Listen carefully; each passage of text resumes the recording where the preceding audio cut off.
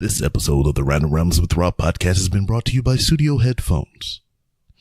Yes, that was kind of like my announcer voice. I have many voices, but the only one voice that I have that I'm currently using wants to talk to you about Studio Headphones. So go to studio.com and look at the different varieties of headphones they have, superior quality, fashionable, and you can get a 15% discount off already affordable headphones if you use the promo code 3RShow15 at checkout.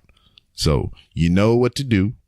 Go to studio.com, use the promo code 3RShow15 and get you a discount. Get you some quality headphones. See, that was kind of like a movie announcer voice, but hey, you know what to do. And enjoy the show. You are now listening to Random Ramblings with Rob. Yay! Yeah!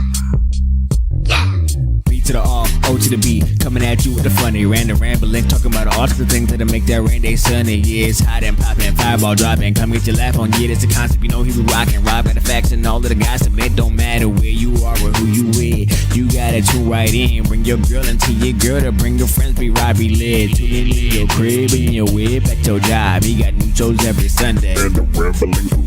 Here we go. What up, everybody? This is your boy B-Rob, and I'm back with another edition of the Random Rambles with Rob podcast. First and foremost, I'd like to thank you, the listener, for coming back each and every week or however you listen to podcasts. If you're a first-time listener, I'd like to thank you for taking time out of your day or night or whenever you're listening to this to give my show a try. And I have a guest this week. Or whenever you listen to this, God damn it, I keep doing the date and shit. I'm sorry. But anyway, I have a guest. And this man is an actor, filmmaker, retired pro rugby player. And from what I'm seeing of his picture here, he's pretty tall and muscly, and he look like he can kick somebody's ass with ease. So my guest here on this episode is Mr. Keith Mason. How are you, sir? Well, that was quite an introduction, brother. Yeah, I'm good. I'm good, buddy. Obviously, we spoke a while ago. I listened to one of your podcasts, Michael J. White, and I just said, look, if you're interested in doing one, and we both agreed to do one. Obviously, we've got us times right this time. Yes. Me being in the UK, you being in the US. But I thought, it'd be interesting. I think it'd be a good podcast to talk about, and obviously the stuff I'm doing now, and obviously me being a retired professional athlete, playing rugby league. Now let's start right there. Let's start right there, because you talk about interesting. Rugby is interesting to me, and it sounds like you're doing some rugby in the background right now. Yep. But how did that come to pass? I mean, was it something you were already interested in, or was it one of those things to where like, hey, my father or whoever played rugby, now I want to play rugby? Yeah, so basically I'll go right back. I was born back in 82. I'm 36 now. Oh shit, we the same age. What year and month? January, Capricorn. Okay, all right, I'll let you slide with that, I guess. You older? No, I was born in March of 82. Okay. So we're the same year. Same year, yeah? It's a good year to be born, for movies anyway. Yep. Some great films made in 1982. But yeah, so obviously I'm from a town called Dewsbury in West Yorkshire, and that's Northern England.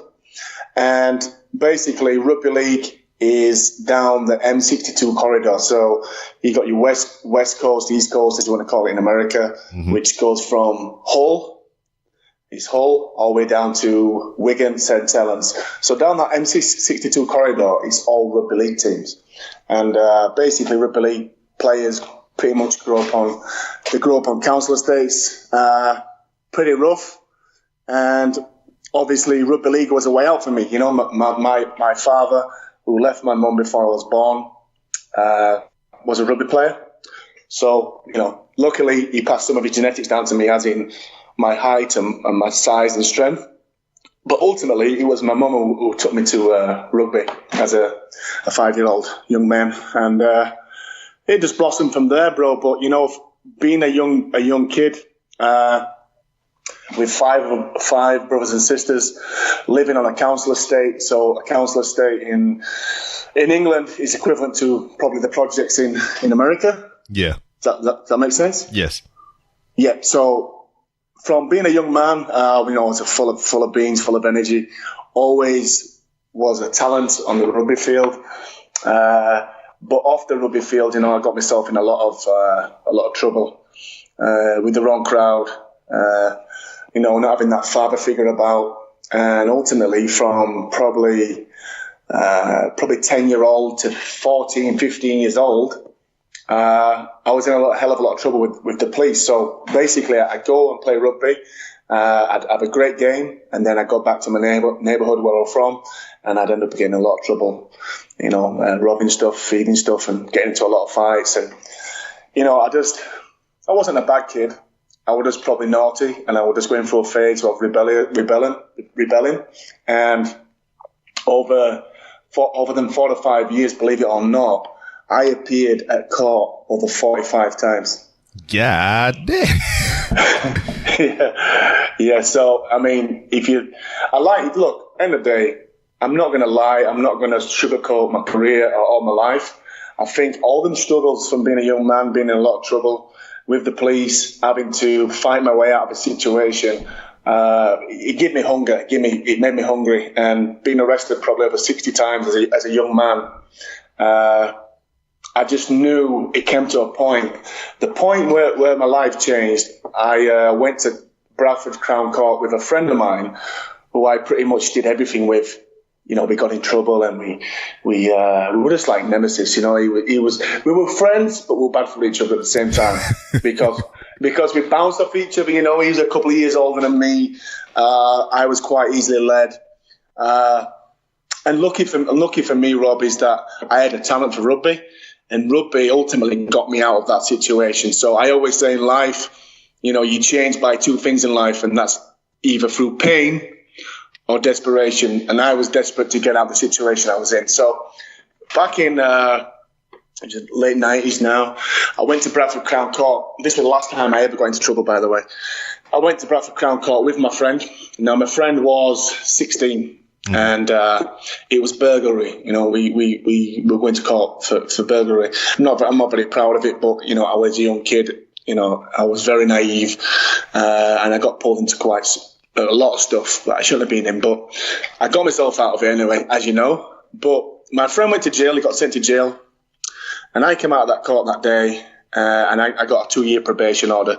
So basically, you have to go see a guy and speak to him about, your troubles and what you're going through and all that kind of stuff. So, for me as a young man, being in a lot of street fights and not having that father figure there, yeah, I think that's what really, maybe I was trying to get tension seeking or looking for someone to take note. But I was always gifted, Rob. I always had that gift. I always had that natural ability as a sportsman. And when I came out of court that day, it was like something came over me. I hung out with a lot of my friends who were pretty much no dads about, getting into a lot of trouble. And I just thought, I can't do this no more. I really need to stick to rugby. I need to give rugby one last go now, because I knew my time was running out. As talented as I was, I was never disciplined. And so that very day, I cut off all my friends. When I walked out of that court, I made a decision that I want to be a rugby league star. Don't ask me why, but it was in my mind. I thought, this is it. It's not your time to shine now. You've gone through all that. You've seen many stuff that children shouldn't see. And I was desperate to be this rugby star, this rugby league player, to get myself out of this situation. I didn't want this life no more. I'd seen people dying of heroin, and the place where I lived, it was like a heroin epidemic at the time, and I just saw a lot of what a child shouldn't see. And I stopped smoking weed. I used to smoke like a bit of formula, a bit of weed with my friends, and I stopped hanging around on the streets. And from the very next day, Rob, I got up and I started running. I turned my life around. I just knew that the life, what I was living as a young man, being in all that trouble, seeing my friends going down that slippery slope, wasn't a life for me. And the one thing I was good at was sport and rugby. So that year, I played for Dewsbury Moor in the 16s. We went on to win the league. I got picked for Yorkshire. And then from Yorkshire's like playing for your state, I got selected for England schoolboys. So basically I got picked for the best 25 players in the country. And so we went to France. I think we beat France 56-6. It was a successful tour, fantastic experience. I came back and there was me and one other player wasn't signed to a professional rugby league team. So what I did, I went to a club called Bradford Bulls. They didn't sign me in a full-time contract.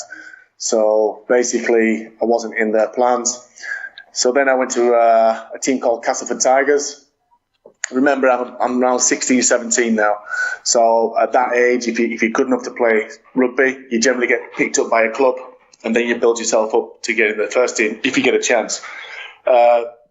Castleford said no. Then I went to Leeds Rhinos. Leeds was a big team, and I trained at a good pre-season. I've been playing pretty good rugby with them, and the coach was Dean Bell. Dean Bell was a very famous ex-player. He captained New Zealand, the Kiwis, and he played for Wigan. He also captained Wigan, which were a really big team in England. And he came over to me and he said, "Look, Keith, I don't think we're going to sign you. I don't think you'll ever play Super League. I don't think you're good enough." So you can imagine, that kid coming away from all the trouble, being in the law, wanting to be somebody. And, ultimately, he said, "Look, I'm just on this podcast down." Sorry, I stepped out. He just said to me, "Look, you'll never play Super League." And to me, I just thought, wow, I thought I'd done so well coming out of the situation I was in, being selected for Yorkshire, being selected for England, and now I've come unstuck. Everybody's signed. All these players are signed at clubs. They're all settled, all living the dream. And then there's me not being signed and then being knocked back. Not just once, not twice, but 3 times. And I think the resilience of me being a young man, changing my life around, I showed a spirit what is not normal for a young kid at that age, to stick to something and to stick to it no matter what. And somebody said to me, "Look, Keith, don't quit now, don't stop now, don't quit now, give it one more chance." And a team called Wakefield came in. Wakefield wasn't a really great team, but they were still a Super League team. And I ultimately took the leap and I signed. And I signed for £6,500, and I went to Wakefield. Wakefield, I've not won a game all year. And I signed for Wakefield, and we won the last 11 games. Now, I'm not going to say it were all down to me, but yeah, it was just like, you get knocked down. It's like being an actor. You've been acting for years and years, and nothing's happened. And you've been doing it for 10 years. You've had all these side jobs, and all of a sudden, you become a star. You hit the mark. You have one good year out of 10, and then you're this big star. But no one sees that struggle. No one sees how hard you've had to grind, all them setbacks. But what's developed your character, what's developed you as a man, is the process of you trying to get to that certain point. And in the process is you've grown, you've developed a resilience for all the knockbacks, for all the shit that's been thrown at you. You've developed into more of a man than you can ever be. So I always say, my saying is, struggles develop strength and storms make you stronger. And it certainly made me stronger, Rob. I didn't give in. I signed for Wakefield. I made my first team debut at the end of that year at 17. So I played with the big boys, like NFL, equivalent to America. So I was 17-year-old playing against big grown men. And the next year, I had a full year with the academy. We toured Australia. We came back. I got the Players Player of the Year, got the Player of the Year, Man of Steel. I won all the awards. And I made 2 first team. I played two times for the first team that year. Then the next year, 18 went to 19, I played a full year in the first team. And that year, I was playing really well for a young man. I won the Rising Star Award in the comp at the end of that year. And Wales gave me a call and said, "Look, we'd love Keith to play. When you're playing, we're playing tomorrow." So I have to make a decision whether to play for Wales or not. Remember, I'm England. I'm English, but I had Welsh heritage. And Greg McCallum gave me a letter saying that if he played for Wales, it would not jeopardise my future as an England player. So I went down to Wrexham the night before, said hello to the boys, stayed at an hotel, and got selected to play against England. Now, England had a full team of superstars. The Wales team was like an up-and-coming, it's not really big in Wales, it's not really big rugby league area. And there was only 2 or 3 players who were playing at a top flight. And I ended up playing that game. I got the man of the match in that game. I was 18. It was televised. It was actually beating England 26-10 at half-time. Now, that's unbelievable. And I went out there and I was putting big tackles in, big runs. And remember, bro, I was just a kid, man. I was a kid. And 12 months before that, I was getting told by a great legend of a player that I'd never played Super League. Now I was playing international. So I was playing for my country 12 months later against England. And from that game, I got the man of the match. It was at Wrexham. We just lost to England, which was a big effort from us Welsh boys, seeing the players that they had and the players that we had. And Melbourne Storm was the premier team in Australia, the best team probably in the world. They were watching the game and they saw me and they goes, "We want to sign him. We want to get him." Now, think of it, back in them days now, there's some star players from England who play in Australia now, but back in 2000, in 2001, there was no English players there, not one apart from Adrian Morley. But Adrian Morley was an established Great Britain international player. By one, I was just a young, talented, up-and-coming, hungry player. And ultimately, from that game, I got picked to play for England. So I went back to my normal roots. I went to play for England. We went to South Africa. We played down in Pretoria, and we beat the South Africans 106-6. I know it's a big scoreline, but the South Africans are big boys, but in rugby league, they're not very skillful. And put it this way, they were good for 10 minutes. They knocked us about. They were good for 10 minutes, and then they were blowing. They were sucking out the backsides. And so from that tour, I signed for Melbourne. Melbourne came over. They paid a fee. They actually paid £100,000 to my old club. And I went to Australia, and I'll tell you something, I went there a boy and I came back a man. I went there, I made the decision. To believe it or not, Rob, when Melbourne came in to sign me, the guy who said I was not good enough, Leeds Rhinos, they came back, and their first team offered me a 4-year deal. So egg on your face, bro. It's like karma, isn't it, you know? And because I didn't give in and I didn't listen to the coach saying I wasn't good enough. Well, I wasn't good enough, no, because I went to play in the best competition in the world, and that's Australia.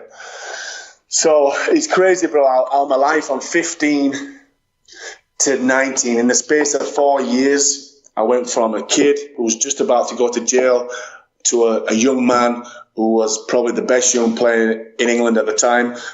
As a youngster, signing for Australia. The youngest ever English person, Brit, to sign for an Australian club and play. So I made history. All right, man, you've been going on, and like everything you've been saying is blowing my mind. It's just like, you know, you come from humble beginnings all the way up to, you know, big leagues, achieving a dream, a goal that you set for yourself. I had a couple questions, you know, sitting back listening to your story and everything. The transition. I know you just pretty much kind of had a hard line to where it's like, hey, this is going to be your life, or you can change and make a better life for yourself. How hard was that transition? Because, I mean, you said you were running around with the wrong crowd. Obviously, you might have been getting into some fights, some scraps and everything. How was the transition from living that type of lifestyle, moving into, you know, the one that you set for yourself and being a rugby player? Well, to be honest here, bro, the things I've seen, and obviously my friend going to jail and me getting off, my friend was like someone, you know, he didn't have a father there, I didn't have a father there. And I always say that, you know, as a young man, you need to have like a man figure in your life for you to look up to that person and think, yeah. So, but I had a mum, and my mum was wonderful. Look, she brought 5 kids up her own. She's a very strong woman. She put me into rugby. At home, my home life was good, you know, but it's when I stepped out the door, you know, you got a young man full of energy, living with kids. And I mean, a lot of my friends were a lot older than me. So I was easily led. I was full of energy, easily led, a talented kid. And when my friend got sent to jail, and I just, it's weird, man. It was like something spiritual came over me, like to say, right, that life is done. You need to do what you were supposed to do all the way through. So sometimes in life you go off course and you find your way again. And that's what I did. And I found that hunger inside of me. And the harder I trained, the more closer I got to be who I really am. And ultimately, I was up every day running. I used to cough up blood. I used to run that hard. Ugh. I used to cough up blood, spit blood out, but I wouldn't stop because I wanted to be this rugby league star. And you know what, bro? It fucking happened, but sorry for swearing, but it happened because I had this just obsessive belief that I would make it. And I was running away from my pain. I was running away from all the mess ups I did as them couple of years. But I was lucky. God gave me a gift, as in my fitness. I could push myself to such extremes and be comfortable with it. And also you match that with talent and strength and balance and coordination. And that's what got me to Australia ultimately, bro. You know, yeah. I just think if you keep pushing hard and you push through, and to be honest with you, bro, no one was pushing me. No one knew my journey I was on. There was the whole smoky. This is what I used to do, bro. Right? I used to go down to a rugby field, to a football field, and it was thunder and lightning. And I'd take a rugby bag down, and not a rugby bag, a boxing bag, and I'd take that bag on the field, right? Mm-hmm. And I would tackle that bag for 2 hours straight in a thunderstorm. I can remember this. And I was tackling that bag and I was thinking to myself, I was picturing myself playing in big games in front of thousands of people. And that's what got me through it. And people were like, what's Keith doing? What's Keith doing now? I'm there on the field, you know. And they tell me now, and they think, wow, Keith, you was right, weren't you? You were right. You said to us that you were going to make it, didn't you? And I did, yeah. You know, I obviously played for 15 years all over the world and played in big finals. I played at Wembley and at Twickenham, you know, all these big stadiums and won finals. But it all comes down to that young man, that hunger. It never left me. Yeah, I always train like I was number two, like I was a contender, and I still do now. I still do now over my career now in films, in acting, in charity work. I do, I do guest speaking. I go speak to people about my story, and if I can impact people through my story and help them, then that ultimately is giving back. And for me, that's the greatest gift of all. I mean, I will tell you about my partner shortly. Yeah, she's paralysed, my partner, and I met her and I helped her get back walking again, and I've actually just produced a film, and it'll be shown in a couple of weeks in New York, brother. Golly. Man, yeah. See, I mean, we the same age. You're a couple months older than me, and you know, just from your story that I'm hearing, I mean, I'm kind of drawing a couple of parallels to myself. You say you played rugby for about 15 years. I just recently retired from the military for doing about 16 years in that. Respect. So, I mean, you were training at a young age to be a rugby player, while at the same time, I was a young man straight out of high school, straight into the military, and doing, you know, not as hardcore as, you know, thunderstorms in the rain, but I've been in some rain and everything, tackling, you know, a bunch of bullshit. But I mean, and I could just.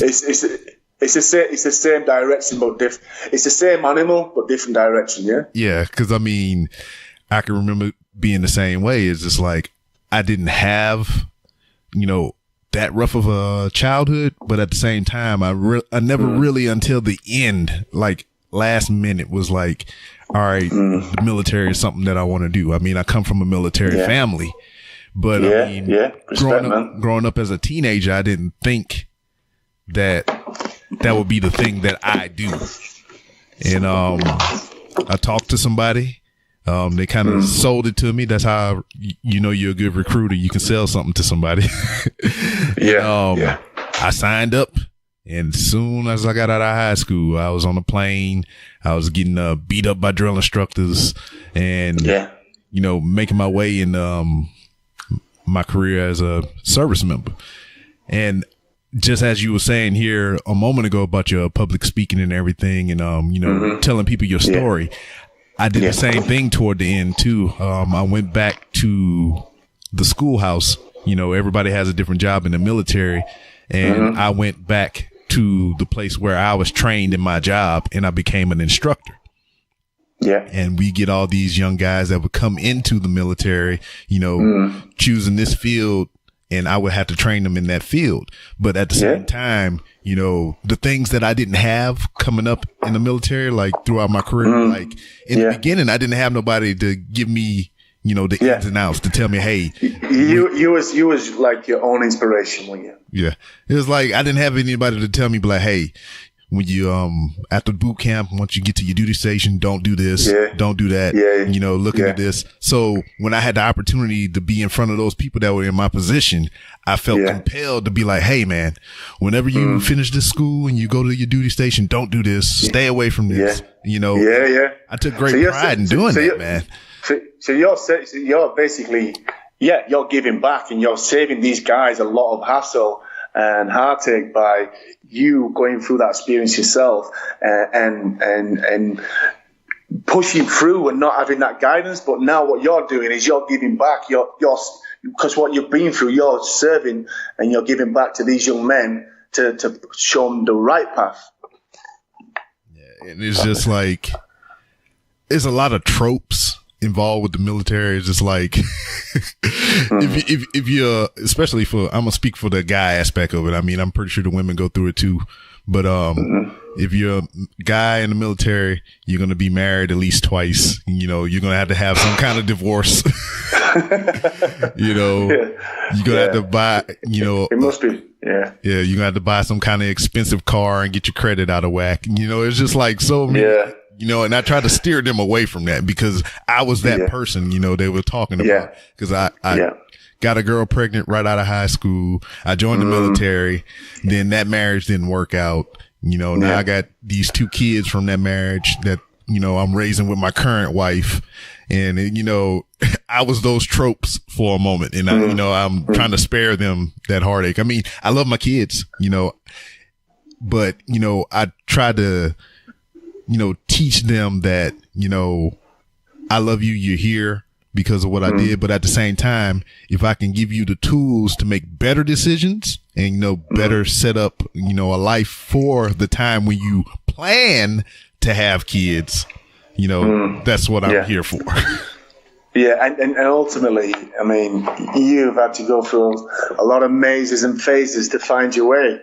But now what you're doing is you're trying to get these kids to dodge all these mazes and phases and try to go down the straight and narrow. But ultimately, you've got sometimes you've got to let people live their lives and make their own mistakes, and obviously you saying that, a lot of people in the service end up getting divorced and then married again. And it's just life, man. I think your 20s prepare you for your 30s, your 30s prepare you for your 40s, and so on and so on and so on. And I think for me, I have a growth mindset. So, I still, a lot of sportsmen, when they finish playing sport, they're lost. They have an identity crisis. They don't know what they're doing with their life. And ultimately, I retired on my terms, which is very rare because a lot of rugby players have to retire through injury or they're kind of over the hill. But for me, I did a film with Mickey Rourke, and I had this vision that, look, I'm still in one piece. If I put the amount of energy and effort into the films as I did with my career, I'm sure I can do all right. And then obviously the last 3 or 4 years, I've started knocking down doors, and I've done about 7 or 8 films now, and obviously screenwriting films, and being friends with Pinewood Studios, and being made a film ambassador down at House of Lords at Westminster 2 weeks ago, and and I've got an agent in Los Angeles. So I think what it is, the process is like building relationships with people in my field, as in like directors, screenwriters, actors, and I think ultimately I was already a brand as a sportsman, but I've gone into a new field and I've had to learn from scratch, as an actor.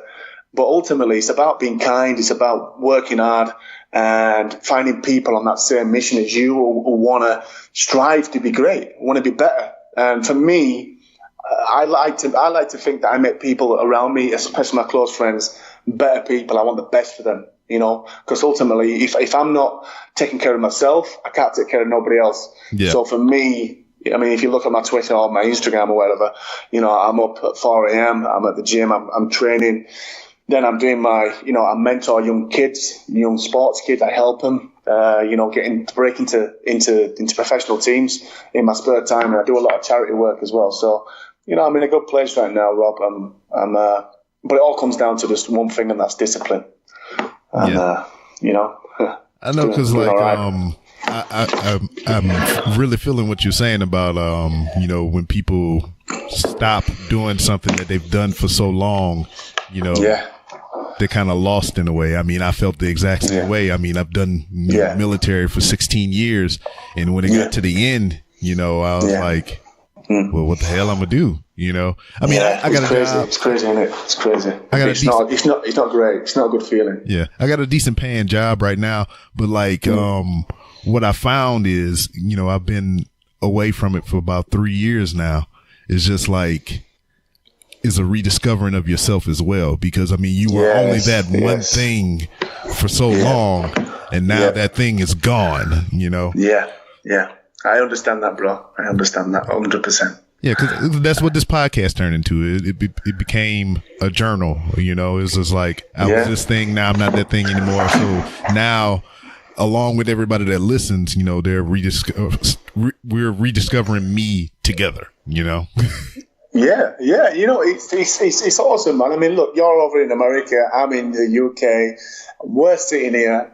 We've never spoke to each other. I mean, we've spoke, we've messaged each other, but it's so funny how you've been in the service. And listen, man, I've got a lot of respect. I lost a really good friend in Afghanistan. He got blown up in a warrior, 6 soldiers, back in 2012.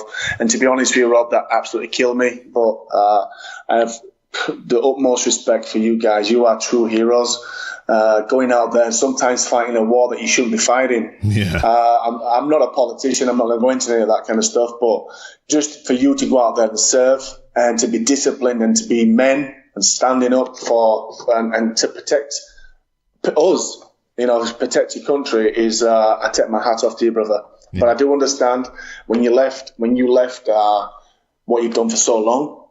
For one, you have an identity crisis, so you think, what am I now? What am I supposed to do now? And two is that thing you've got to find a passion, another passion, and ultimately, I think sometimes you just got to find that peace of mind. And I think all human beings. I mean, when I was playing rugby league, I was in a bubble. Mm-hmm. I was, getting well paid, and I didn't have to worry about anything else. Yeah. But when I retired, it's short. That's when life really hits you. It's like, wow, this is civilized life. I've got to live a normal civilized life. But I'm not normal because I've been an athlete. I've been a guy playing in front of 80,000 people, and then all of a sudden that stops. So for me, it's been a building phase. Like you said, it's been a rebuilding phase the last couple of years. I've not drunk now for over 12 months, and I feel fantastic. Yeah. I feel,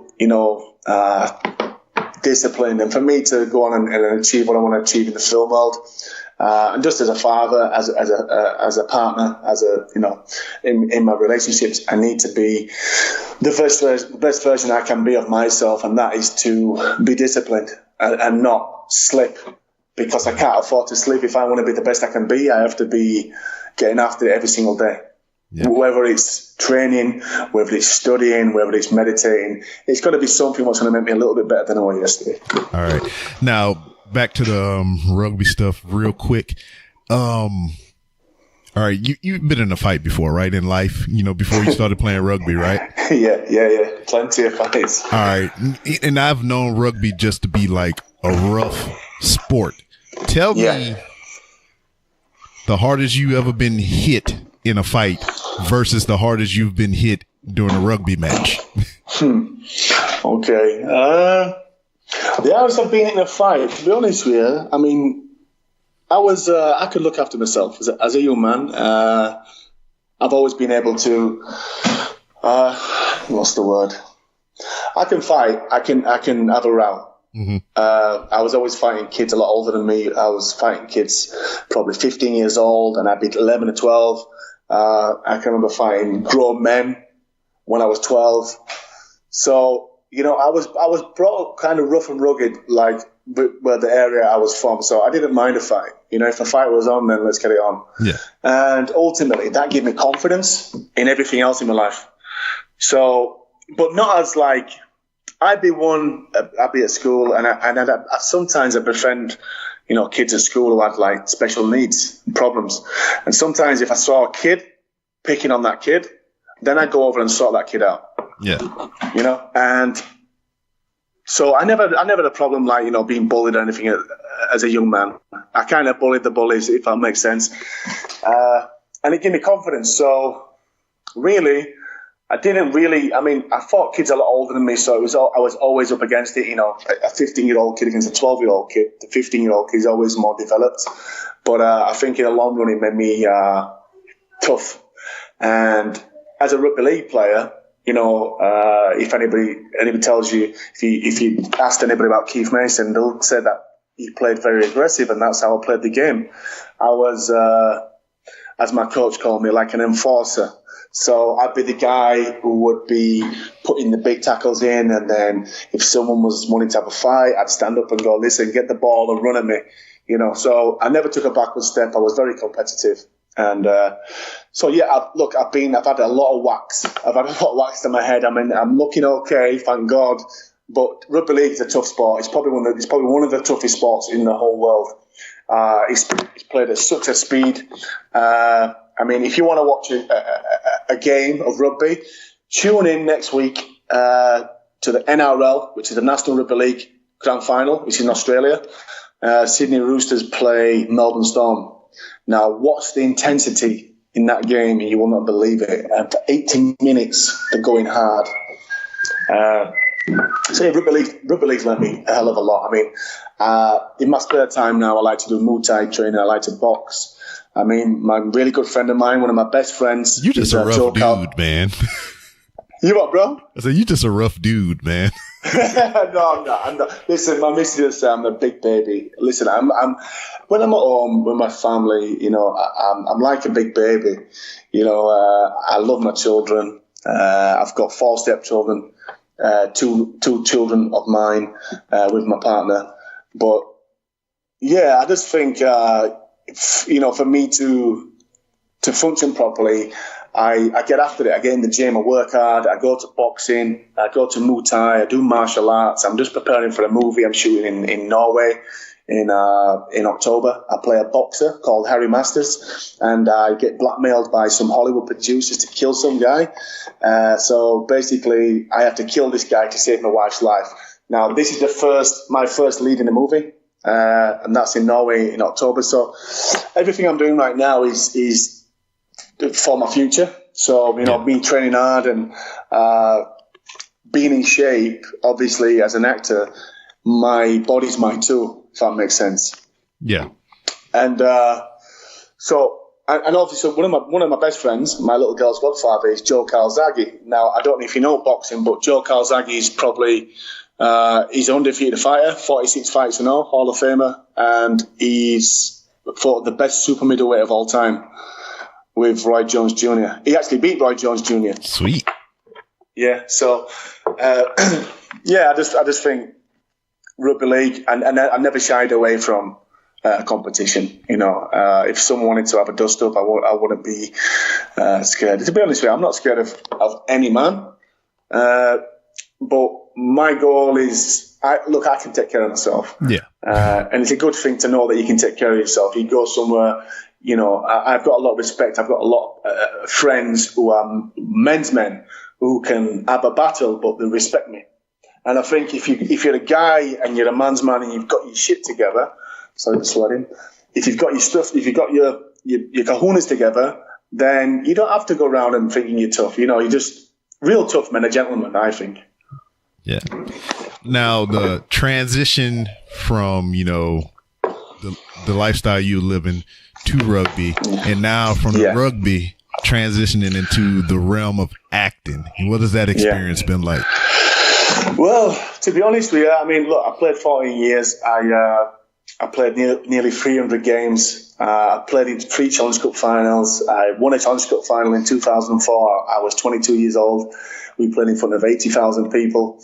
And a Challenge Cup is like a Super Bowl, you know, and it was just amazing to win for my club, St Helens. When I came back to England, I signed for a Super League team called St Helens, which is a super team. And we played at rivals Wigan. And that was probably one of the best rugby league days of my career, of my life. Now, the reason why I got into acting, I played in a Challenge Cup final, 2009 at Wembley. You've heard of Wembley, right? Mm-hmm. Yes. Wembley Stadium. Yes. Anthony Joshua fought there last night. Yeah? Mm-hmm. Right, so we played there. We played in the final. Unfortunately, we lost. We went to Park Lane. We had like an after do. I was there. My mum was there. My son was there, Lucas. And we got invited to Stringfellas, which is like it's a famous strip bar or whatever in London. So I went to Stringfellas. This is 2009. So I'm stood in Stringfellas, and I see this guy walk past me, and he's got like a waist jacket on, long hair, really lean. And I'm watching a film a couple of months before called The Wrestler. Yeah. And I see this guy called Mickey Rourke. I'm like, this was Mickey Rourke's comeback, right? Because Mickey Rourke, he was the man. Yeah, he was the man in the 80s, right? Yeah. Yeah, so it was Mickey Rourke. He walks past me, and I'm saying to my mate, who's a lot younger than me, that's Mickey Rourke, man. He's like, ooh.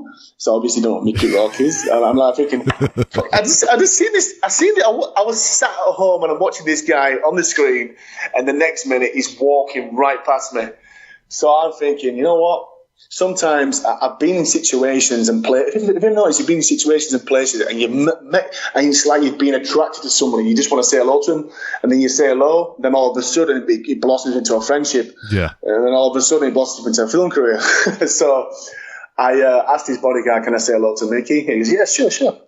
So I went over to Mickey and I goes, "Hi, Mickey, how you doing, mate? My name's Keith Mason, and I thought your film was brilliant, The Wrestler." Yeah. Was that a bit like, and I said to him, was that kind of like your life story? Because I had a bit of biography on him, and I knew what he was like, or thought what he was like. And he says, "What are you, man? Are you a gangster? Are you an athlete? What are you?" Because we all had these suits on. We had these cup final suits on, these grey, it was like a grey suit, a black shirt, black tie.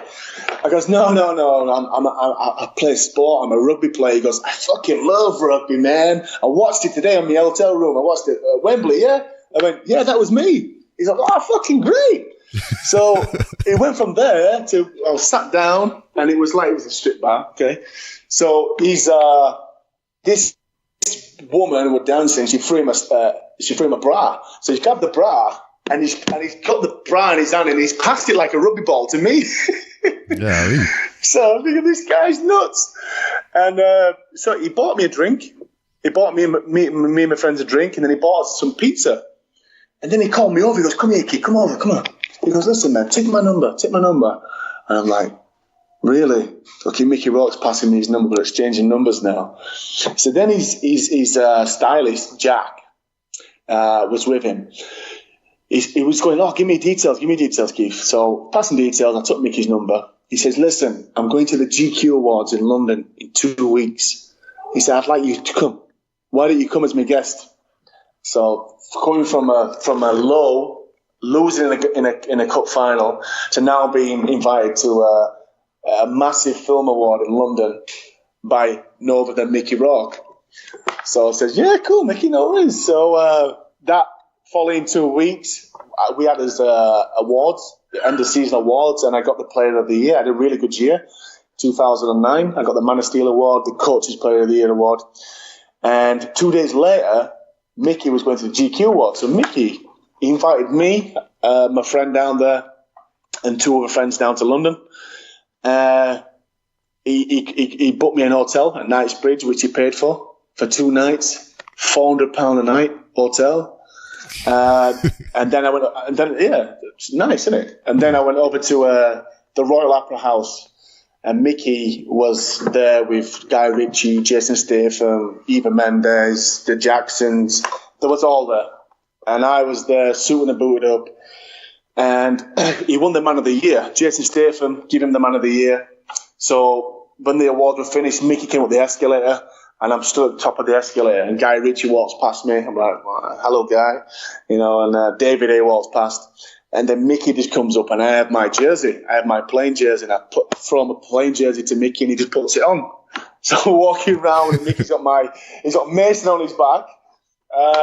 And then Jason Statham, Jason Statham, right? Yeah, of course. The transporter. Jason Statham comes up with him. Hey, Keith, you all right, Keith? Shakes hands. So basically, me, Mickey Rourke, and Jason Statham, we just partied all night. We just living the dream, and just like normal people, just like in a corner, having fun. It was just crazy, man. Getting invited. 1 minute I'm playing sport, the next minute I'm drinking and being pally-pally with Mickey Rourke at a GQ Awards. It's just surreal.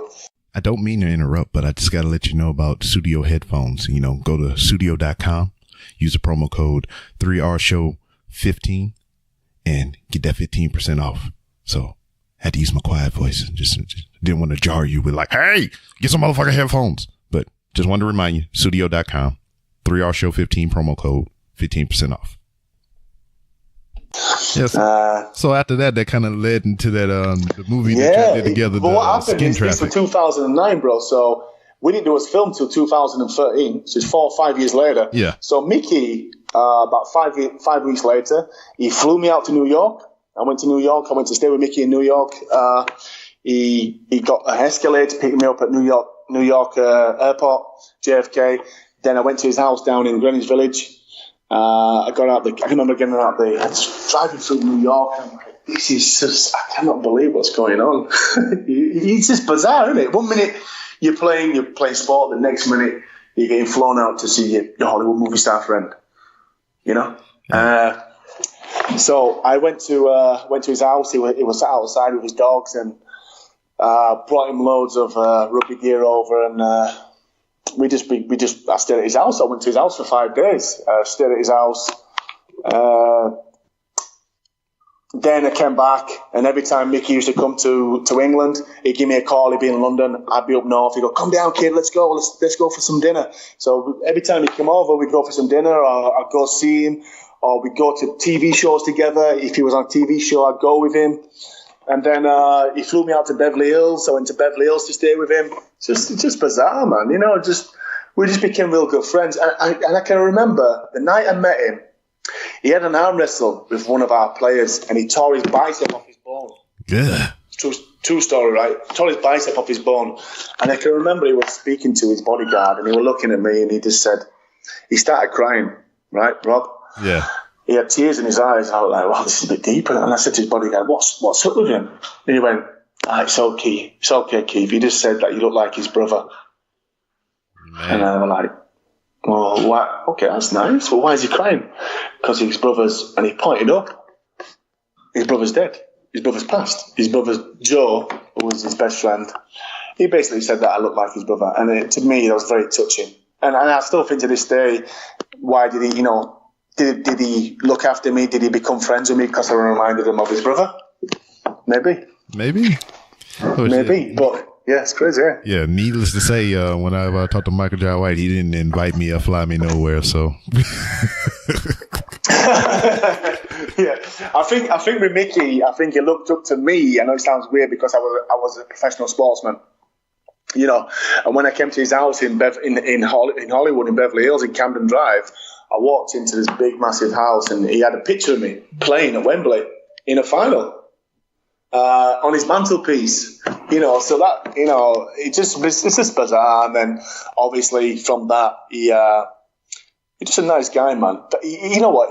People say stuff about him, but he's not a party animal. He's actually like an athlete. He's very disciplined. Yeah. He takes looking after himself very seriously. And we spent a lot of time together. And one day he gave me a call and he goes, "Look, Keith, do you want to be in a film? Skin Traffic. Do you want to play my henchman?" So I said, "Yeah, sure." And went to London, did a screen test, and did all my scenes with Mickey. And it wasn't just an extra; it was a speaking role.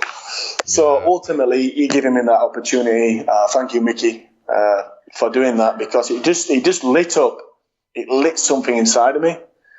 And for that, you know, it doesn't happen to many sportsmen, never mind people, that you're going to meet a movie star and then he's going to put you in a film with him, and then ultimately that's going to be your career. But I've been grinding hard, man. I've been working hard. You know, Mickey ain't given me no handouts ever since. You know, over the years I've learned to screenwrite, and I've just done my comic, Rugby Blood comic, graphic novel, which we'll talk about. Right. But, you know, sometimes in life, you know, you're the right person at the right time. And if someone wants to give you an hand or help you out, like you're helping the brothers out, you're helping people out now, saying, look, don't go down that route, go down this route. And I think if you put it out there in the universe, I think stuff pop up in your way to help you out if you really want that, if that makes sense. Yeah, it totally makes sense. But you alluded to it there. Let's talk about that graphic novel there, the comic book. Yeah. Rugby Blood. So basically, this is the first ever rugby comic ever been made. And what I did last year, I linked up with a guy called Preben Johannes, who's from Norway, and we spoke about doing a film together. Now, he's a writer, director, and we came up with the concept of Rugby Blood. And obviously, ironically, rugby is in my blood because I've been playing rugby since I was a baby. You know, rugby league has brought me so many good memories. It basically made me the man I am, and it got me out of a situation, out of a pretty, as you know now you guys know that, you know, my childhood was very testing and tough. But Rugby Blood is something that we writ a screenplay, and ultimately I sent the screenplay down to Pinewood Studios, where they actually made the Bond films and Star Wars. Okay. And they asked to meet me because, like, we love the concept. Could you come down and meet us?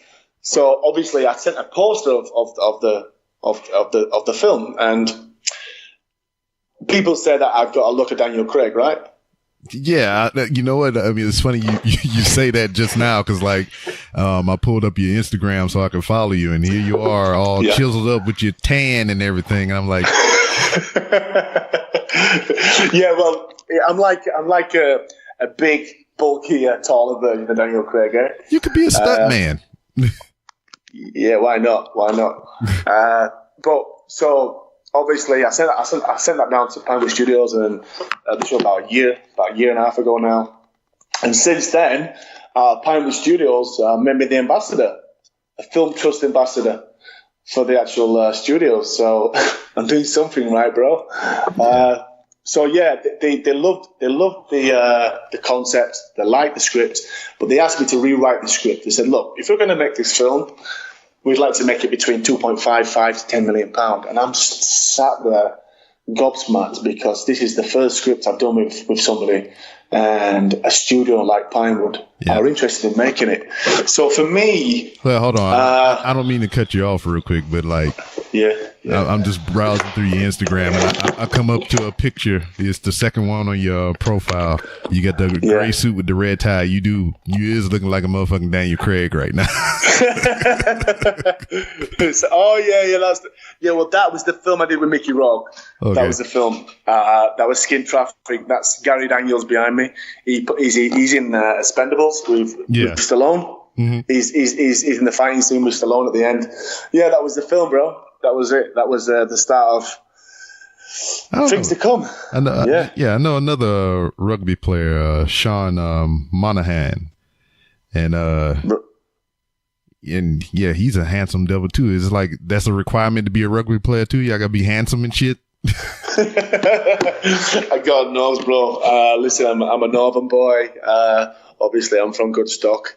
I did all right. Listen, bro, I nearly played 300 games. You know, I've had scars all over my face. I had my nose broken. It was like touching my cheekbone, and the guy had to snap it back in. So my modelling career was still on hold. We're all right. But yeah, going back to we were talking about the films, right? Yeah. Mm-hmm. Pinewood Studios. So obviously, I've made some great contacts there. Like I say, you know, building relationships up in the film world, which I am doing now. But with Rugby Blood, the film, I just thought, you know what? Let's do something what can be more potentially done a lot quicker. And my friend Paul Roper, who's an artist, I got in touch with him. I goes, listen, do you want to do a comic? A Rugby Blood comic. So basically, we came up with the idea, another great idea. It's the first ever rugby comic ever. So I'm making history again, brother. Yeah, you are. Yeah. So the graphic novel is basically a teaser to Rugby Blood, the film. So the character is David King, and what it does is basically an autobiographical portrait of my life as a young man and how this David King becomes a rugby league star. So I've given it away there, haven't I, bro? Yeah, you did. You just gave us the whole breakdown throughout this podcast. Yeah, well, it's all good. It's all good for you. I'm sending you love, bro. I'm sending you some love. So basically, David King, it just shows you this young kid who's not on the right path, and he has a mentor called Johnny Bronson. Johnny Bronson guides him down the right path, and this troubled kid becomes this rugby league star. Now, this rugby league star becomes like an entrepreneur. You know, he owns houses. He's a man's man. He loves his kids. He loves his family. He likes the garden. He likes to shoot guns, and he likes to do martial arts. And in his spare time. So David King becomes a target for the Russians. So in the comic, he's playing in a cup final, and he picks up the trophy, and he wins the trophy, and the Russians say, now we have our target. And that's where the comic finishes, and that's where the film starts. Ah, see, I like how you did that there. Right.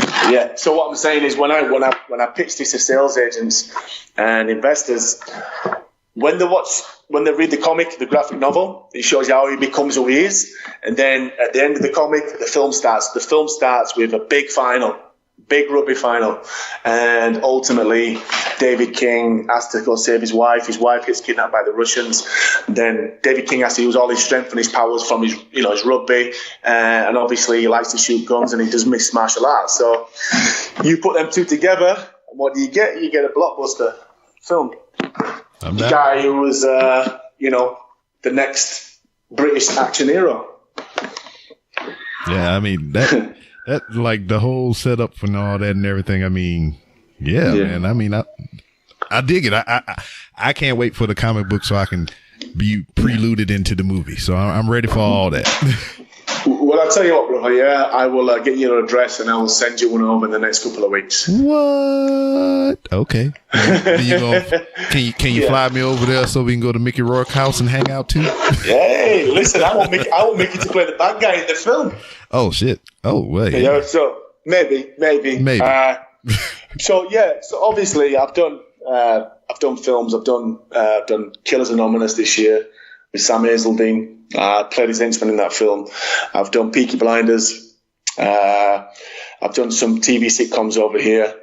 I'm doing a film in October, Harry Masters. I play a boxer. That's my first lead in the film. Mm-hmm.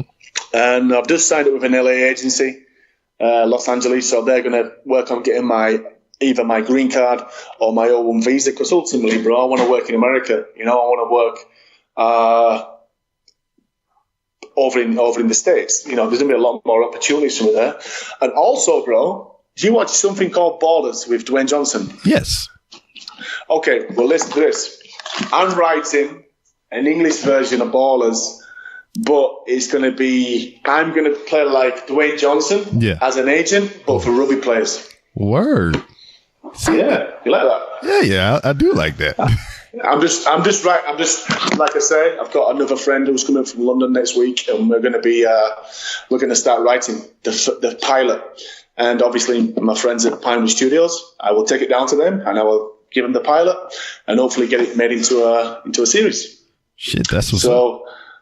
Yeah, I'm not just waiting for people to give me jobs. I'm getting out there and I'm producing my own stuff. It's like being an entrepreneur, but I'm using my creative mind, coming up with ideas. And not only the rugby ballers is that me being an ex-rugby league player, I can see a lot of underlying issues that need to be addressed in the actual TV series. Mm-hmm. What a lot of rugby players now are not educated. There's not enough stuff for them when they finish playing. Because listen, when I finished playing, bro, I went through a dark period, man. You know, I think I was in denial. I was probably suffering from depression. Mm-hmm. I wasn't seeing my children. I didn't have a partner. I didn't have that stability, you know. I had a lot of money. Yeah. I had a big house.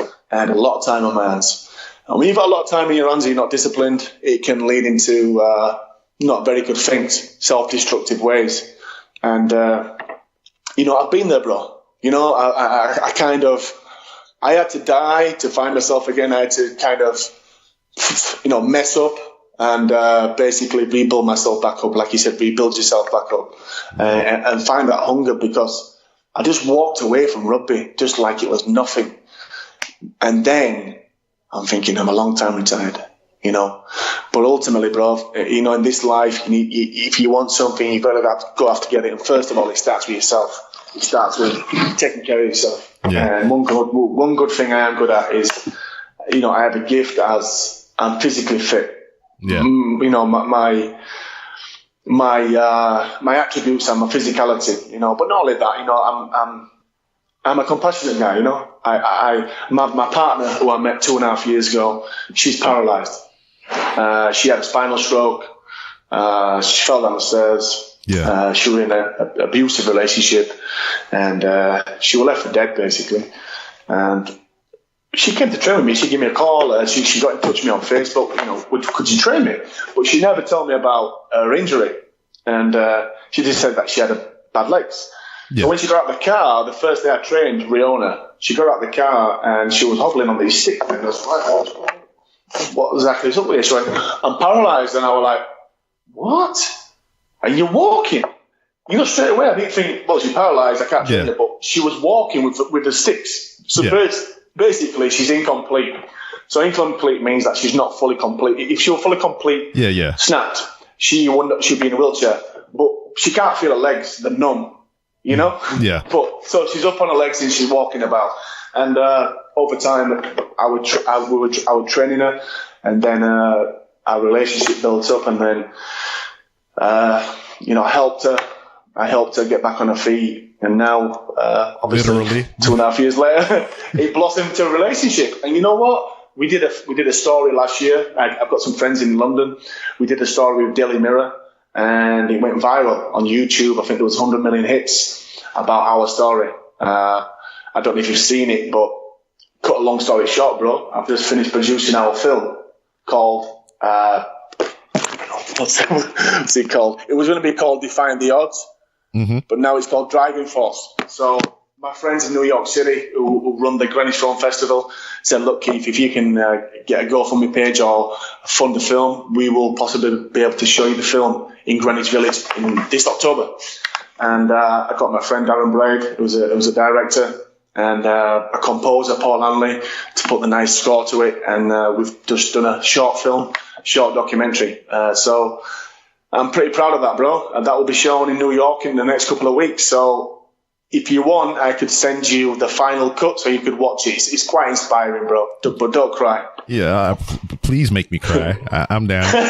Like right now, you spoke about the YouTube, and you know I try to be a multitasker. I'm trying to pull up the video you was talking about, but right now I'm watching you jump rope in a Speedo. So that's right. Yeah, never mind the Speedos, bro. But the missus is paralyzed, so yeah, I think the Speedo takes away what the actual video's all about. Yeah. Oh, wow. I was like, okay, here we go. It was a hot day. Yeah, I can believe it. Yeah, but she's inspiration. She's an inspiration, man. And to be honest with you, I've took myself to other levels, because I know when I'm training, I'm not training for me, I'm training for her, because I know for a fact that my missus would love to be able to do what I do. She would love to be able to fucking run, you know? Yeah. And she can't, you know, so, and you know what, Rob, she supports me 100%. You know, we've met so many good people, you know, in the film world. I've just met a friend called Max Garza, who's a guy who's the founder of Blockchain. He's a big Bitcoin currency type of guy from America. Mm-hmm. Real super positive guy. And he's wanting to work with me. He's wanting to work with me with my films, with my scripts. So, yeah, I've got some good people in my corner, bro. I'm getting a good team around, a good positive team. People who are very ambitious. I've got the comic guys around me. What I'll do, I'll send you some pictures over of the actual Rugby Blood poster. Yeah. And the guy's me, by the way. It's me on the front cover. So I'm a comic character. No, so it's crazy. Yeah, you're making your own franchise, man. You're making your own empire. Yeah. It's exciting, man. It's just, we never thought anything of it. And obviously, me being an ex-rugby league star, I'm well known in the rugby world, Rob. A lot of people know me, who I am. And I'm probably the only rugby player on the planet who's doing what I'm doing regarding comics and, our story with Riona and making movies. Yeah. There's probably not one other rugby league player doing what I'm doing. So, I always like to go against the grain and do stuff that no one's done before. But I feel at the same time, right now, I feel very grateful and blessed to be in the situation I'm in. And I always say this, look, enjoy the process, but not what the process buys. Yeah. Because I'm looking at the info for Killers Anonymous, and man, look, we got Gary Oldman, Jessica Alba, Tommy Flanagan in here. Yeah. So, yeah. You got me there, Ramblin', yeah. I followed you back, mate, yeah. Yeah. Oh, there we go. It just popped up. Yeah. You can watch me walk around Walmart. You like Walmart? It's a podcast at Walmart, so retired military member. Yep. No, you sound a cool dude, man. You've got, Americans are really laid back, I think. Really laid back, know what I mean? Yeah. But I think I'll have to learn, the American accent somewhere down the line because, I'd like to do an American film, somewhere like what Tom Hardy does, Yeah. Brooklyn. I don't know, because, I've seen some of Tom Hardy's films. I guess, I know he does an American accent, but I don't really recall it so much. But I'm looking at this Venom trailer that's keep popping up on my goddamn TV, and he sound like he touched in the head on these commercials. I don't know. It's just like the way they edit the audio or whatever, but it just sounds like he got a mental illness the way he's speaking. It's just that. I don't know. It just sounds weird to me. Weird. Yeah. I don't know. He's got his own language, hasn't he? He speaks his own language. Oh, I don't know. It's weird. He's got his own language, and you just know what you get now with Tom Hardy. Mm-hmm. Do you know what I mean? Yeah. I mean, if you look at his first hit was The Take. It was a four TV series drama, and I loved it. I became a fan of him straight away because just of his intensity. And then he did the Bronson, and the Bronson, what made him? Well, if you look, the 5, 6, 7, 8 years before that, if you look at his films, Rob, they're terrible. They're absolutely terrible.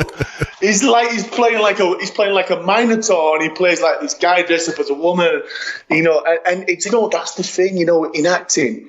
Even Idris Elba, man. If you look at the first 10 years, I was just about to bring that up because, dog, I did not know he was British or whatever, dude. I heard. Oh, he's British. This is the best from Britain, bro. The best from Britain. Course, yes, of course, I believe that wholeheartedly. Because now, when I look at these TV shows and movies, I'm trying to figure out. All right, he can't be American. He can't be American. He act too good. Yeah, I just think obviously the acting and that I've learned that. Obviously learning your lines and delivering your lines with truthfulness, with honesty, and understanding what you're saying and where you're coming from. Not make it too difficult. But I think, the good thing is that for me, it's like bedroom acting. If I get a script, I'll read the script probably 15 to 100 times. Mm-hmm. I'll go through it and through it and through it. And that's what it just takes. It's just like going to the gym, working out. Yeah. Same with acting. The more you do your lines, the better you get. And it's a skill that I've had to acquire and I've had to work on. And I think with the acting side of things, I think you never stop. There's no ceiling to how far you can go. And that's what I like about it. I like to be challenged, and it's definitely challenging. But it's something that I enjoy. It's something that I'm slowly progressing. I'm very self-aware of where I am right now as an actor. But I'm as probably far as I can be right now with screenwriting and doing the comics and getting parts of films and just signing up with an agent in Los Angeles. So, I'm a big believer in patience. And, by the time I get from A to B, in between that time, I'm improving all the time. I'm getting better physically, mentally, and spiritually. Yeah. So, I don't waste my time. I try not to waste my time anyway. I try to make out, I plan my day the day before. I write my to-do list, whether it's, doing monologues or, let's study a little bit more. Let's make these phone calls. Let's go to the gym. And I do like 4 to 5 things. Yeah. That I triple down on every single day. Well, you must have had some time to kill today because you're wasting some time here. No, listen, this is a pleasure. To be honest with you, bro, I'll tell you where I've been today. I've been to Swinton, which is in Lancashire, to play in a charity game for Rugby Leaguers. So I played with Rugby League legends. So I played with 13 other ex-Super League players who are retired now against a whole team. So these players, this other team, obviously, they asked me and Adrian Morley and a few other players to play, ex-stars. So when you play with these guys who have never played at our level, they're over the moon. Do you know what I mean? They're like, I took loads of posters over. I took the Rugby Blood graphic novel over, and I signed loads of posters for the kids. So it was a nice day, man. People are like, hi, Keith, how are you doing? How's the films? So people are really enthralled in what I'm doing, Yeah. And it's nice, but obviously people are just getting to know about the graphic novel now. And so what I'm planning to do is to go to a few cities and do some signings with the comic. And have you got children? Yes, I do. Okay, well I'll sign a couple of comics for your boys or your girls. I'll have to do that. 1 boy, 2 girls. Same one up. Oh, brilliant! How old? 17, 15, and 8. Wow, 8, man. I'll tell you what. I'll sign. I'll send you 3 over, bro. Oh, I'll sign them all to graphic novels, so no problem. Yeah, appreciate it. But man, you talk about the acting thing and everything, and you just knowing what I know from chatting with you over this time period, man, you're gonna make it, dude. I believe wholeheartedly that you're gonna make it, or you're gonna at least achieve the goals that you set for yourself, and I wholeheartedly believe that. Yeah, I feel that, brother. I feel that. I appreciate that. I feel the same. I'm very aware of when my break comes, it comes. But in between that, I'm just trying to be the best man I can be. I'm trying to be the best partner I can be. I don't take anything for granted. Me knowing I go to the gym and work out, everything I do, man, I pray. I think, thank you, Lord. Thank you for giving me the strength to come from my struggles. When I retired, it was a struggle. It was tough, man. Yeah. But I'd say my message to people out there is that, look, if you want something and something's worthwhile, it's going to take time. It's going to take a lot of peaks and valleys. It's going to take a lot of dark days, because I believe you've got to go through maybe 100, 1,000 dark days before you can hit a super light day. Like you can hit an home run. Because life's not about hitting home runs every single day, man. It's about building up to that one highlight. But that highlight's worth them 1,000 dark days. You understand? Yeah, I do. Well, yeah. So it's like, for me, if I made one good film in the next 5 years, because my happiness is not attached to being, like a big actor. My happiness is being a man, getting up, getting after it, being disciplined, and ultimately that's it's that for me being successful from a career is not cutting corners and just ultimately just doing the right thing. And I'm very blessed to have people around me who are ambitious, hardworking, have a good support team around me. But ultimately, I'm driving the ship. And I can't, like I say, I take care of my body, man. I can't afford to be having late nights and stuff. I mean, even this is quite late for me. It's 10 o'clock, brother. Yeah. But yeah, I just feel absolutely super blessed to be able to even speak to you on this podcast. And I'm sure we'll do another one again, bro. Oh yeah, definitely. But I can sense in you're very optimistic. You've been through a tough time yourself, You know what it's like when you've done something all your life and then you walk away. It's like sometimes in life you cut something off yourself for you to move on, for you to grow. Yeah. As much as it hurts, you have to cut that off. But there's that grieving process. So the grieving process is when I walked away from rugby, I knew in my head I wanted to go into the acting, because I knew as an actor I had to be on form. I had to look well. I had to be fit, and I had to be healthy. So really, that's what dragged me. That's what pulled me and made me want to do it, because to be an actor, you need to look good, don't you? You need to look healthy. You need to be fit, and basically it brings out all the best disciplines in me. It makes me vigilant. It makes me focused, and it's a challenge for me, and I like a challenge. Yeah. I mean, with all that being said, man, I appreciate your time, and I think this is where we put the feather in the cap.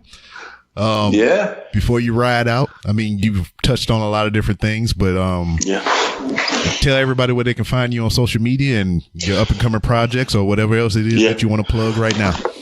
Okay, guys, you can find me on Instagram at Keith Mason 106, Twitter at Keith Mason 106. I'm on Facebook, Keith Luke Mason, and my artist page is Keith Mason. Guys, I'm shooting a film, Harry Masters, in October in Norway. It's my first lead in the film. I'm also bringing out Rugby Blood, the graphic novel, in the next couple of weeks. It's the first ever Rugby League comic, and it coincides with the film, Rugby Blood, the film, which I'm in talks now with investors. I'm also screenwriting the English version of Ballers, as you know, with Dwayne Johnson. So it's been an absolute pleasure, guys. And like I say, never give up on your dreams. Your struggles develop your strengths, and storms make you stronger. And my saying is, no sacrifice, no glory, guys. Stay strong, never give up, keep pushing on. And just be kind, work hard. And I wish you all the best. All right. Words to live by.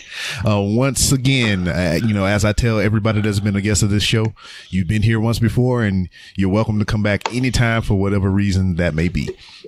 Yeah. One more thing. I'd just like to say a big thank you to my partner, Riona Kelly, and Bella, Caleb, Logan, Lanara, my stepchildren and my two children, Lucas and Kalani, and a big thank you to my mum, Catherine Fallis. It's been a pleasure, bro, and I look forward to listening up. And that was the amazing gentleman known as Keith Mason. Very positive episode.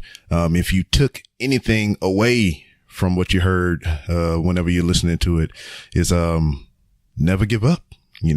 Keep pushing towards things that you want the most. Whether it's to be a better human being, get that body that you want. Is it any other specific goals that you may have?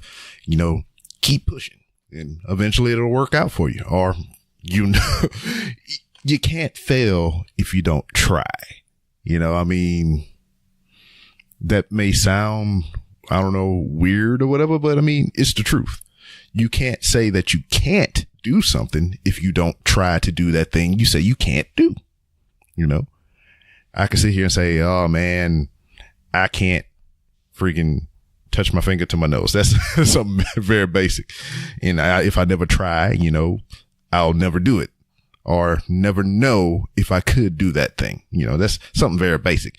Probably I can't do a rap album or a mixtape. There you go. That's something that's out of my wheelhouse. I don't have the brain for that, I don't think, but I've never attempted to. I never tried it. So I can't say that I can't do it, So look for my new mixtape coming out in 2019. That's a running joke here at the house with Mrs. B. Rob. We be sitting in the car or whatever, listening to music, and she's like, I can make a better album than this. And I was like, well, why don't you do it? I know Sir John Lee. I know Bumpy 103, Zyme, a couple other artists, EVD. We can put a mixtape in there. We can get some shit going. I know some people who know some people who know some people. But yeah, and Riona Kelly, his wife, look her up. She has an inspiring story herself. You got to hear, his on the show, but just her story alone is some inspiring shit. I don't mean shit like in bad, but that's just how I talk. I'm sorry for cussing. So just to have those two people, you know, with their past, you know, leading them to each other, you know, just everything he's been through in his life and everything she's been through in her life has led them to a point in time and place to where, you know, they're together now and they got kids and stepkids and all kind of things. They got a great life together. I'm looking at him on social media. He's looking, Daniel Craig-esque. He looks more like if Daniel Craig decided to make a life choice and put on pounds and grow in height and become like the Hulk version of Daniel Craig. This is what this guy looks like. Follow him on Instagram. But yeah, I mean, I say it all the time. I even told it to him, I think off air or whatever, but I like guests like this. You know, if you barely heard me throughout the whole recording. And I'm not saying that's a bad thing or anything. I mean, that's what I enjoy. So, I mean, this is my show. So, I mean, I do it the way I want to do it. God damn it. And in the vein of that, you know, guests that I have on here that can talk and tell a story and keep you captivated and everything, give you some form of inspiration. The episode after this one, I'm going to have a guest by the name of Sam McClain. No relation to John McClane of Die Hard fame. But this brother is loud and funny and just like his thoughts is just like, I don't say all the thoughts that are in my head, but I believe he says every thought in his head that comes to him. And he says it out loud in a hilarious manner. So, you know, enjoy this episode now all the way up until that episode drops next. So, I mean, you got two back to back, just incredible gentlemen here, give you some amazing stories, and I just hope you're enjoying it. You know, I want to give a shout out to a couple of people right now while I'm thinking about it. Dude on Instagram, he follows me, That Fly Kid on there, and he just appreciate your support. I don't know if he listened to the show or not. I reached out to him, tried to get him on the pod. He seems to be a interesting individual and anything. Like I said, you can follow him on Instagram at That Fly Kid. And, you know, I just appreciate the love he's been giving me on Instagram. I mean, sometimes I open the app, I see like 30 likes. I was like, whoa, that's pretty cool. And more than half of those will be him. So I appreciate you. If you're listening, hit me up, man. We can, make some things work out. Also over on, Twitter, good old Nick Lubbers. I think I never asked him voice to voice or whatever if I'm pronouncing that right, but I know he's listening. Reason I know he's listening because he told me he's listening. And right now, I mean, I don't know where he is in his queue, but this is the guy I told you about that, listened back to the show from episode 1 all the way up until currently as I checked him. He said he was on episode 95, and that was the Sanjay episode, the rapper from India. So big shout outs to Nick. I appreciate him. I mean, even if you follow him on Twitter at Nick Lubbs, that's NickLubbs.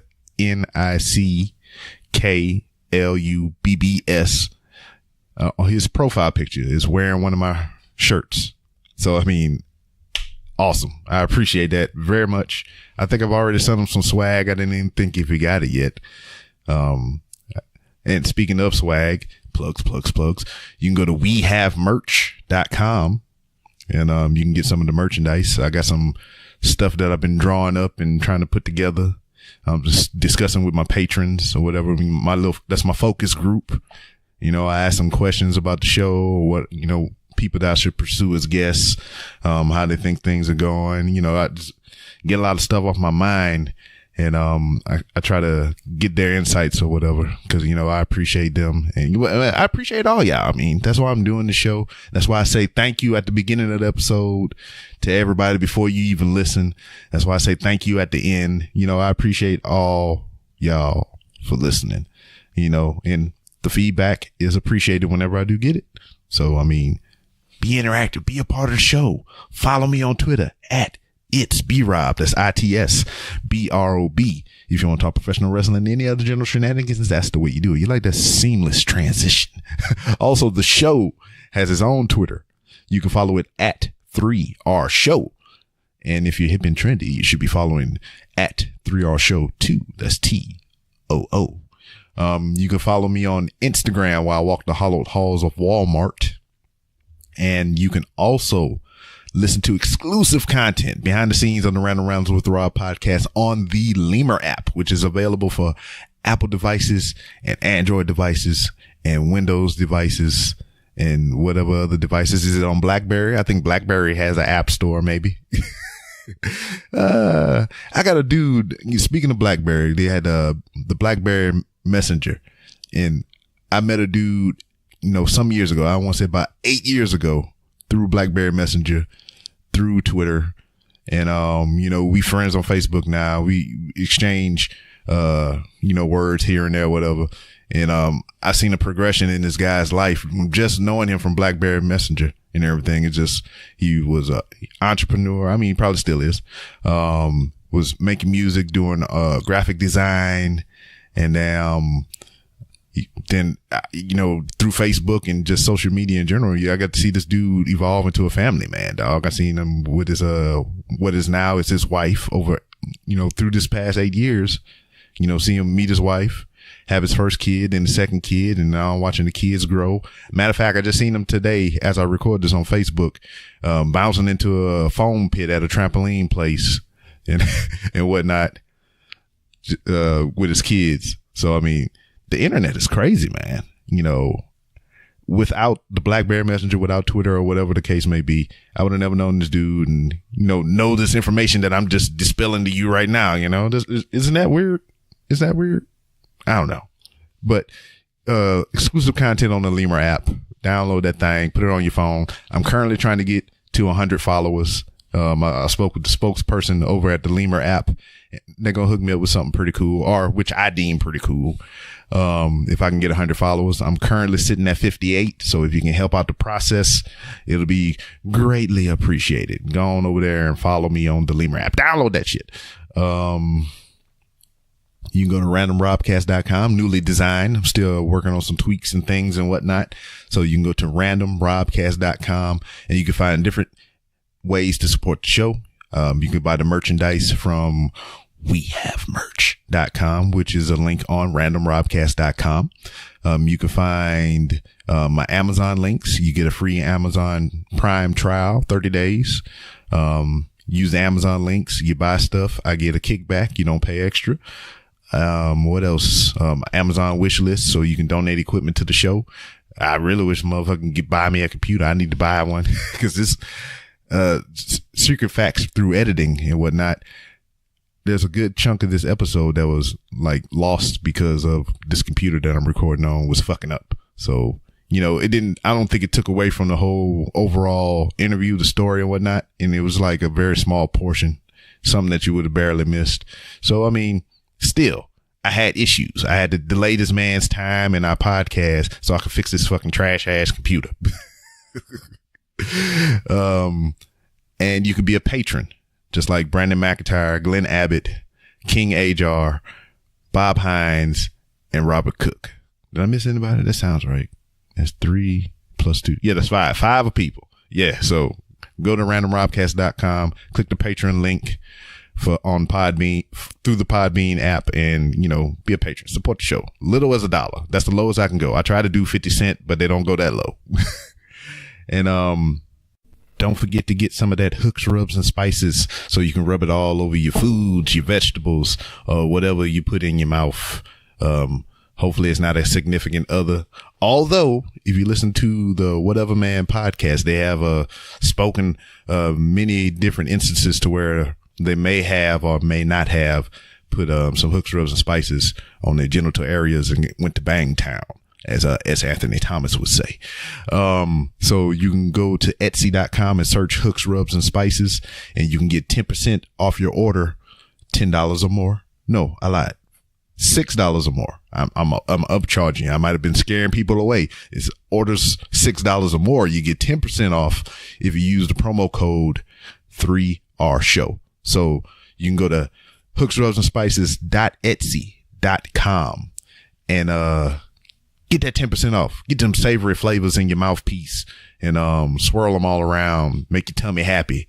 Promo code 3R Show. Besides all that, you can keep all your money.